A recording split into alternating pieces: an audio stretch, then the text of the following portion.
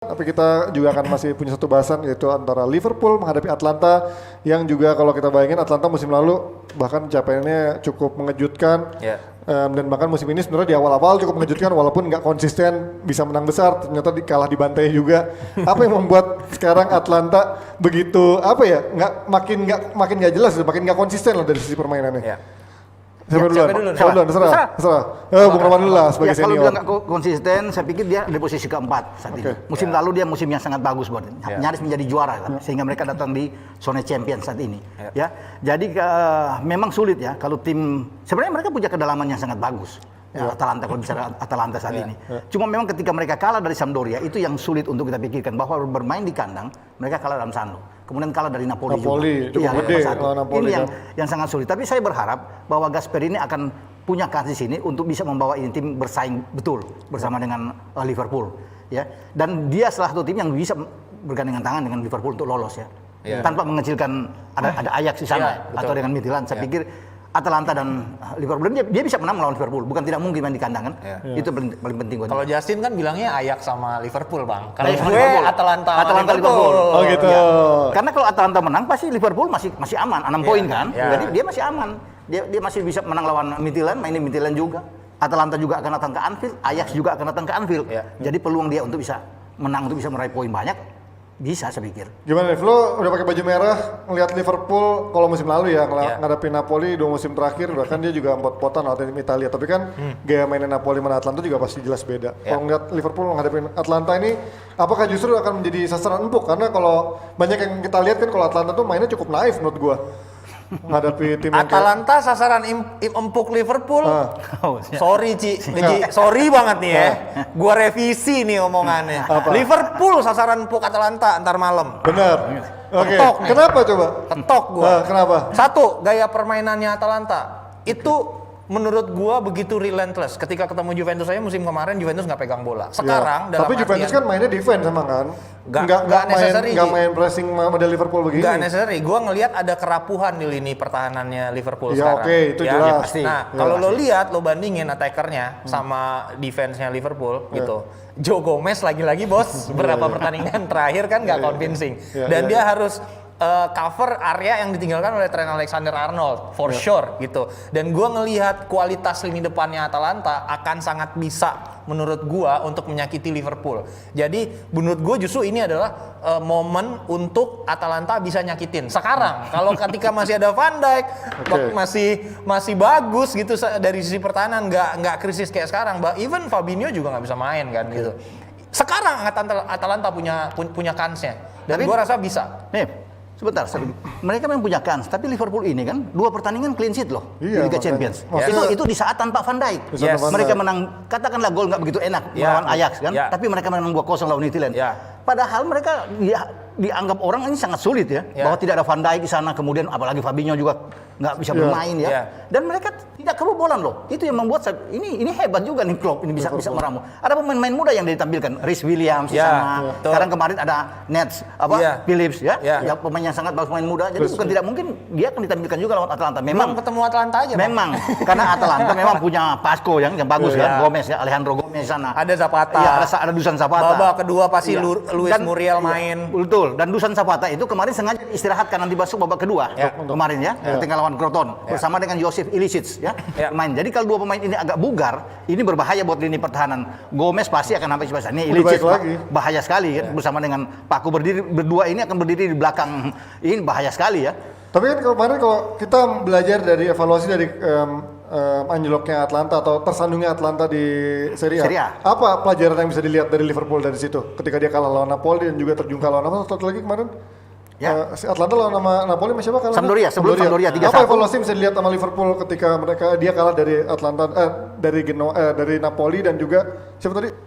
Sampdoria. Ya, saya pikir Liverpool punya kekuatan dengan Mane dan Salah tentunya dari sayap. Mereka juga dua punya fullback yang kuat dengan Trent dan Robertson yang bisa bermain cepat dari ini. Ini bisa dimanfaatkan saya kira saat mereka menghadapi Atlanta ya. Apalagi kalau Gasperini bermain dengan 3 back.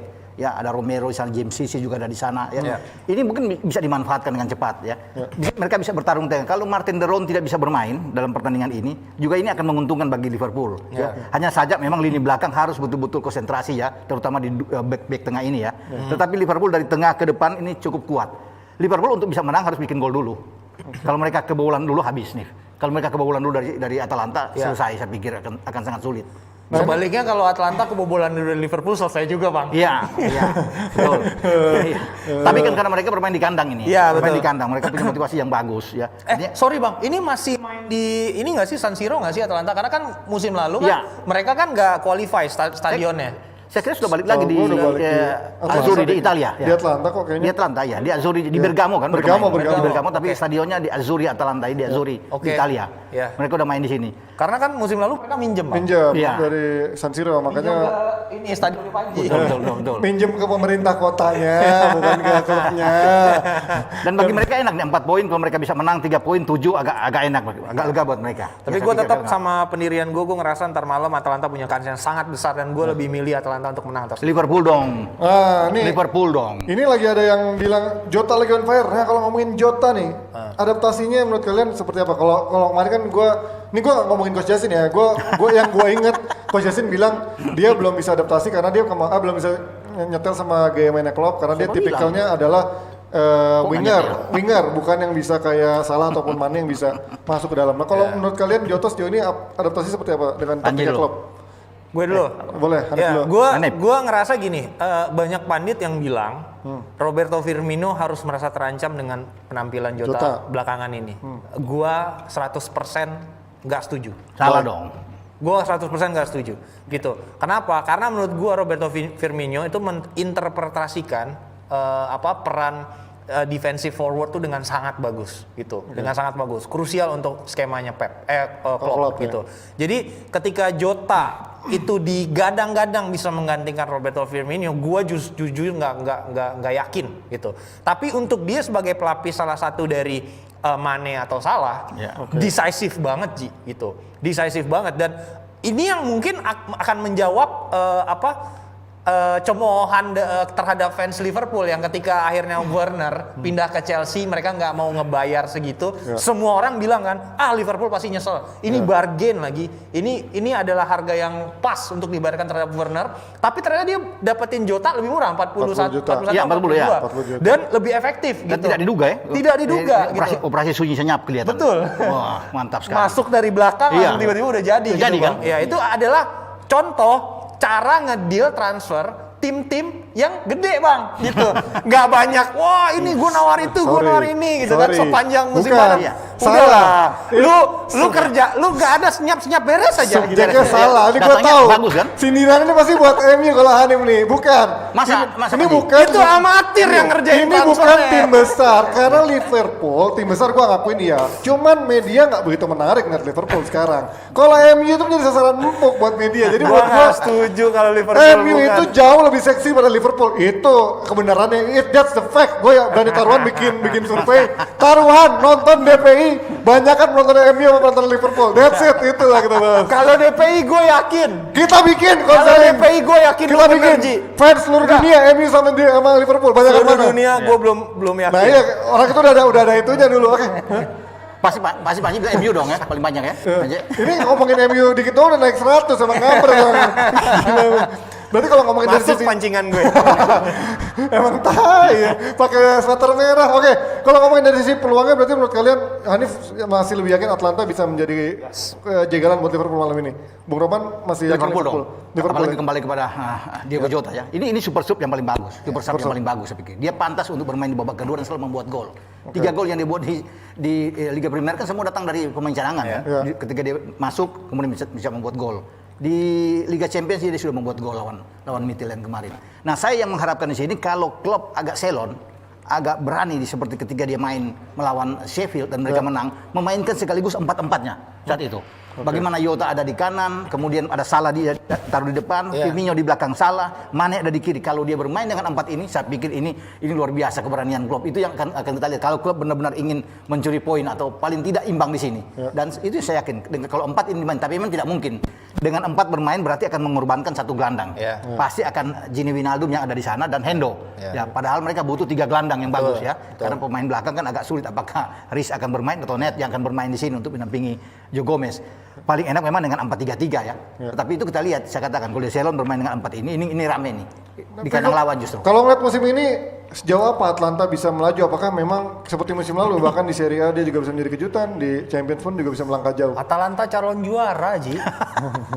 Sesimpel itu. Calon juara apa nih? Juara. Yang mana? Serie A atau Champions? Serie A lah pasti. Serie A, oke. Ini calon juara Serie A. Calon Milan nggak dianggap loh, gila. Sementara nggak di posisi keempat, sementara masih di posisi sementara keempat. Masih ada posisi Liga, keempat. masih ada di zona champion. Lu tanya semua orang yang ngamatin Serie A yang benar-benar punya quality ya, punya quality lo kayak Italian Football TV deh, let's say. Semua akan sama gua opininya. Atalanta ini calon juara, Bos. Ya lu berarti mainstream dong, anti mainstream. Ya lo gua nggak antri mainstream, maksud gua tahu maksudnya cara mainnya. Terus sekarang ini kan musim anomali, pramusim pendek. Terus sorry ya, Juventus nggak dalam kondisi yang ideal gitu. Terus pesaingnya juga sama. Ini open banget. Loh, tapi kan juga musim ini Atlanta udah menunjukkan anomali juga, kalah 2 kali, termasuk di bantai sama Napoli kan juga. Betul. Apakah layak disebut jadi Dan kandidat juara dengan permainan seperti itu? Di kandang lawan Sampdoria juga kan. Betul. Masih tapi prematur lah.